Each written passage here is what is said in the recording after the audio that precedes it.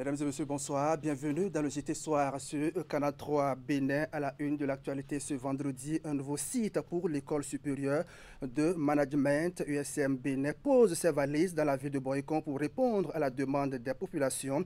Le nouveau site sera ouvert aux apprenants de la ville Carrefour samedi prochain. On en parle dans un instant.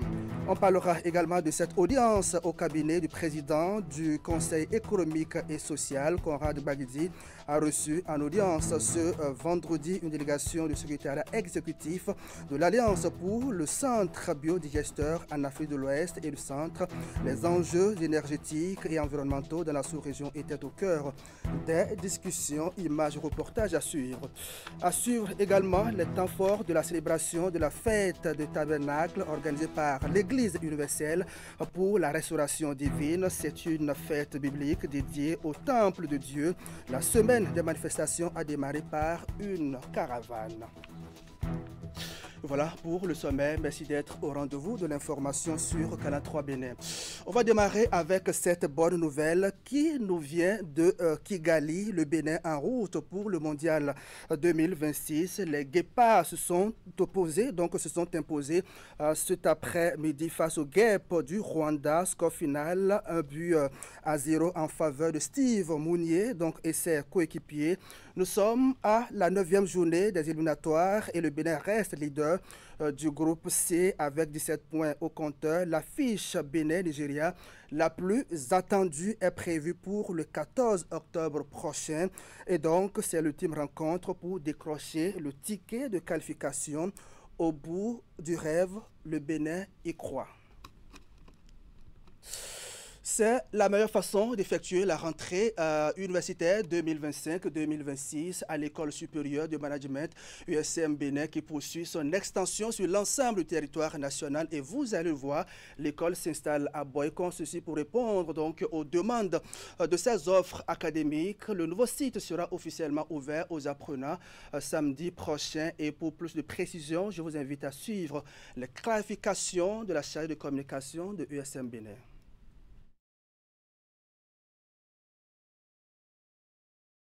USM Bénin, comme son nom l'indique, c'est l'école supérieure de management. Elle est créée depuis 2007 par le docteur Isidore Rouedo.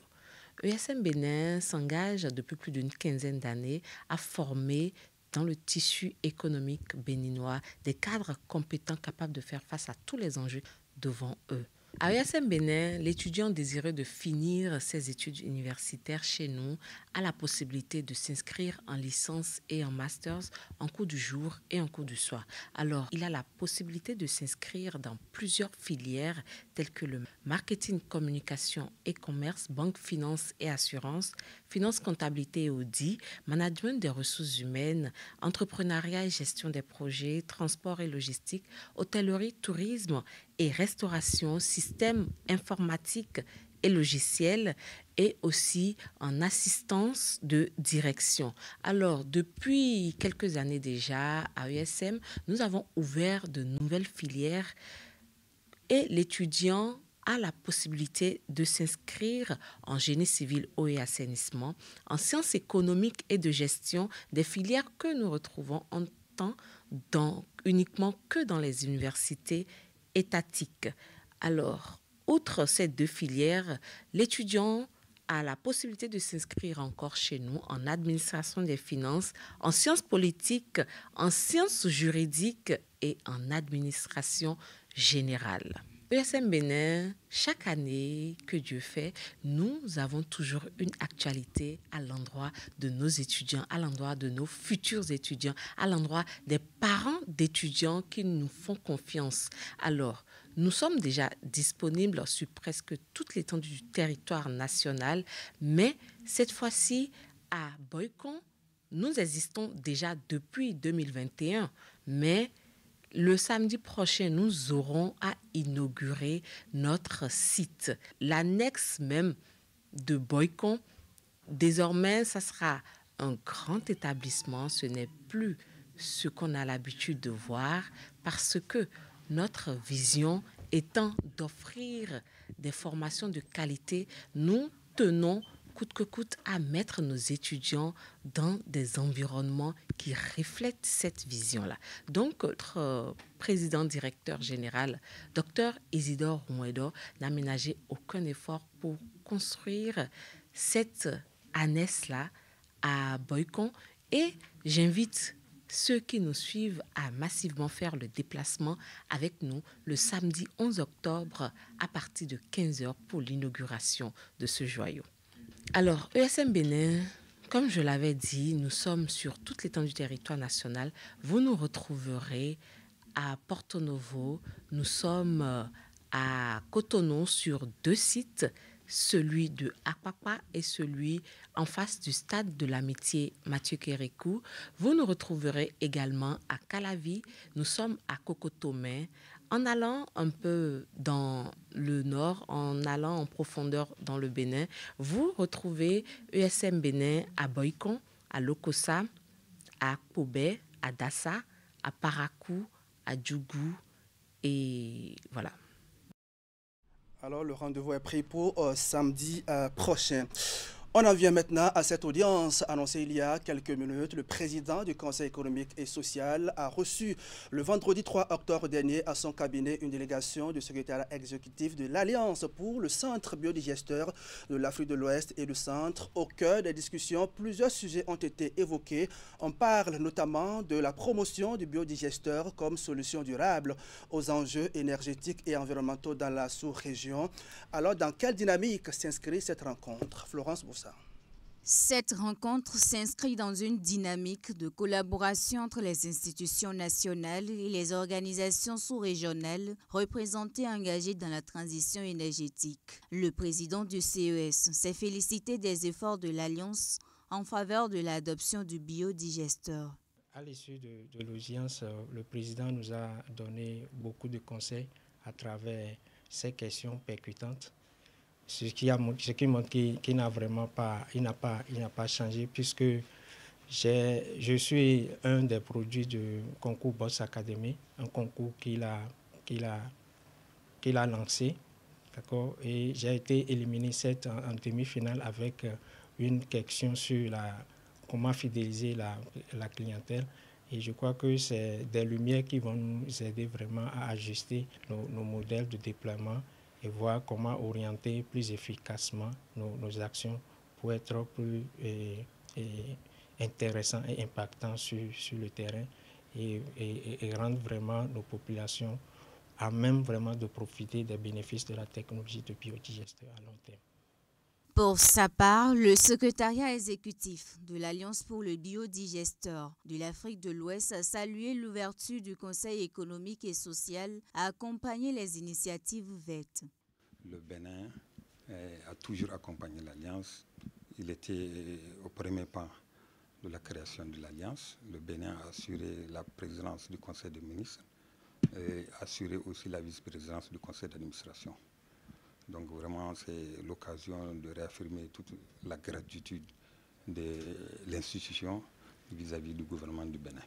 Cette audience marque un pas important vers une coopération renforcée entre les acteurs institutionnels et les porteurs de solutions durables. Elle ouvre également la voie à une meilleure intégration du biodigesteur dans les politiques nationales au bénéfice des populations et de l'environnement.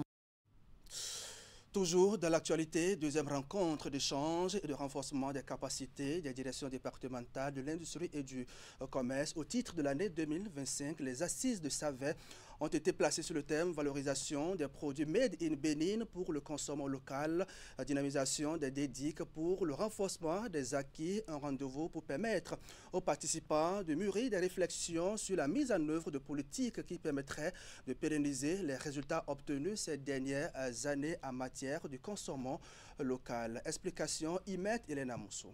La rencontre se tient en prélude à l'organisation de la 6e édition du mois du consommation local. Elle a réuni à Savet les principaux acteurs chargés de la mise en œuvre sur le terrain de la politique de promotion des activités industrielles et commerciales. L'idée est de croiser les expériences puis discuter des mécanismes d'opérationnalisation en vue d'accroître la performance des directions départementales de l'industrie et du commerce. Cette rencontre vise spécifiquement porter nos réflexions sur la recherche des outils et stratégies nécessaires à la dynamisation de nos interventions au profit des prochaines éditions du mois du consommant local.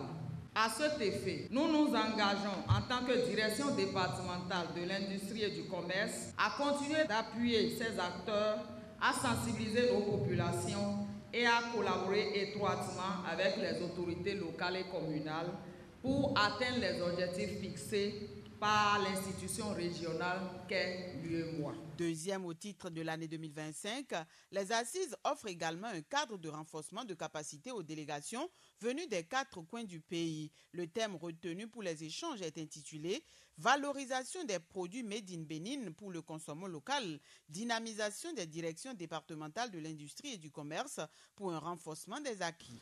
La valorisation du Made in Bénin est donc non seulement une ambition nationale, mais aussi une opportunité concrète pour nos producteurs, nos commerçants et nos artisans de profiter des fruits de leurs efforts. Cette rencontre offre une plateforme unique pour évaluer les acquis et les progrès enregistrés par nos différentes direction départementale de l'industrie et du commerce, d'identifier les défis encore persistants, de mutualiser les expériences et les bonnes pratiques et surtout de renforcer les capacités des acteurs pour mieux accompagner la politique nationale de promotion du Made in Bénin. Tout en reconnaissant les efforts consentis jusque-là en faveur de la valorisation des produits locaux, la représentante du préfet des collines a pour finir exhorté l'assistance à tirer le meilleur de ces assises afin que les conclusions puissent servir de boussole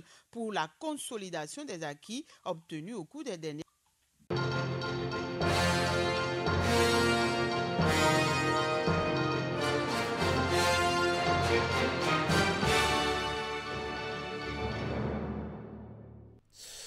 Pas de temps à perdre dans le rang des soutiens de Romuald Wadayi, candidat de la mouvance à la présidentielle de 2026 ici au Bénin.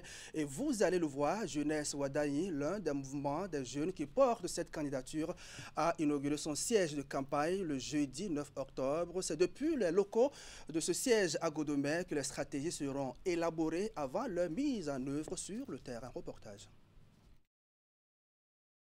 Mieux s'organiser pour les actions futures en faveur de leur candidat Romuald Wadayi. C'est ce qui a motivé le choix d'un local à Godomè par les membres du mouvement Jeunesse Wadayi. Le lieu que nous inaugurons aujourd'hui nous servirait de cadre pour nos activités politiques, pour nos concertations. Et cela nous servirait également de tout ce qui est joie le jour donc, de la réussite de notre candidat. Oui, ce local, parce que nous avons voulu rester au cœur donc, de Cotonou et pour pouvoir recevoir nos amis, nos militants, nos frères de partout et discuter avec eux et pouvoir descendre à la base sur toute l'étendue du territoire. Le choix du ministre d'État en charge des Finances est perçu par les responsables de ce mouvement comme un défi que la jeunesse devra absolument relever. Le président l'a dit, nous sommes de tous les partis politiques. Le mouvement Jeunesse Wadayi n'est en concurrence avec aucun parti politique. Vous comprenez que le candidat Romuald Wadayi appartient aux partis politiques. C'est les partis politiques qui l'ont choisi. Ce que nous voulons être leur relais sur le terrain. Nous voulons aller amplifier leur action sur le terrain pour que l'efficacité soit totale. Nous sommes des actrices de développement à la base.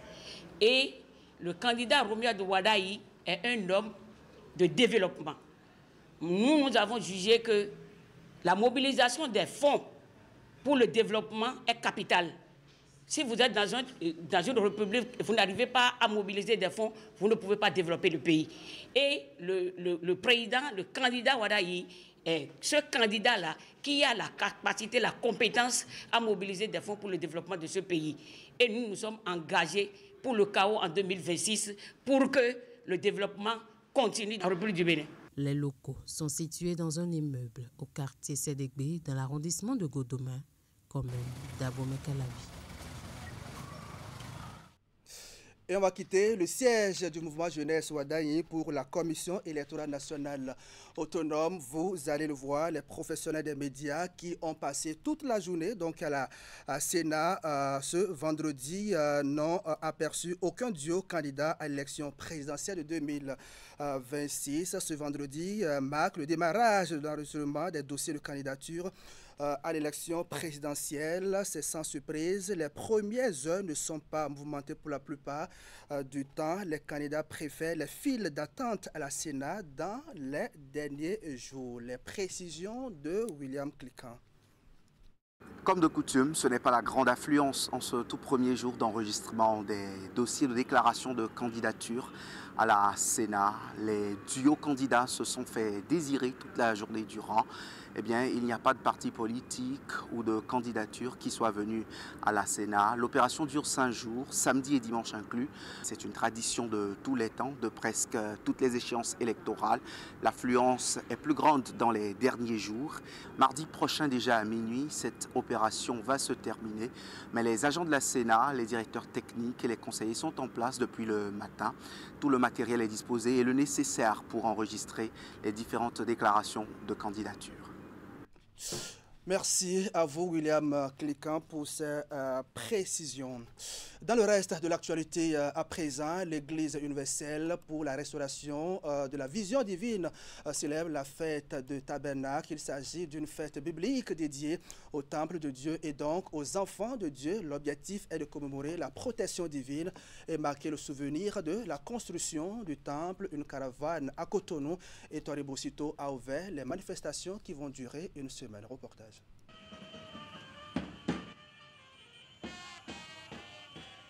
Une marée humaine pour la cause divine en célébrant cette fête des tabernacles. Ils sont les fidèles de l'Église universelle pour la restauration de la vision divine. Une commémoration pour rappeler la protection divine d'Israël dans le désert pendant 40 jours. Se souvenir de la construction du temple et aussi anticiper sur le règne futur de Dieu sur terre. La fête des tabernacles aujourd'hui, c'est la fête des temples de Dieu, la fête des enfants de Dieu, la fête que Dieu accorde à ses enfants dans le 7e mois de Dieu, appelé le mois d'Étanim, selon le livre de 1 Roi 8, versets 1 à 2, bien sûr. Et au cours de cette célébration, Dieu se souvient de tous les soins qu'il avait donnés aux enfants d'Israël quand il les avait rachetés de l'Égypte. Une caravane annonciatrice pour marquer cette célébration d'une pierre blanche. Elle a démarré à Zobo en passant par Baou avant de chuter à Tori. Avec à la clé l'annonce de la bonne nouvelle à la population par des louanges.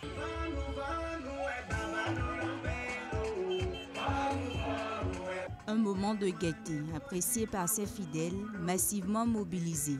La caravane a un but d'abord de communication, un but pour dire au monde, surtout à ceux qui cherchent Dieu, parce qu'il y a des êtres humains qui disent qu'ils ne veulent pas le Dieu, à ceux qui cherchent Dieu, qui n'ont pas encore trouvé, nous leur faisons savoir qu'aujourd'hui, nous avons une fête qui est en train de célébrer et à laquelle nous invitons tout le monde à venir s'associer.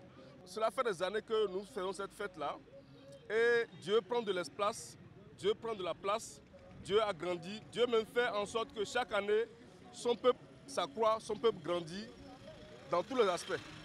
Cette fête renouvelle déjà en moi les éléments dont je suis constitué. L'organisme humain est composé des organes. De la même manière, le temple Jésus-Christ que je suis composé des éléments que Dieu renouvelle en cette période. Si cette fête n'existe pas, je ne pense pas que je serai un temple pour Dieu. Pendant 4 jours, ces saints enfants de Dieu vont adorer, louer et glorifier Dieu à travers des veillées de prière, d'évangélisation, de programmation et de réjouissance. Voilà, mesdames et messieurs, ainsi va le Bénin ce vendredi 10 octobre 2025. Merci à vous qui nous suivez depuis Ayou.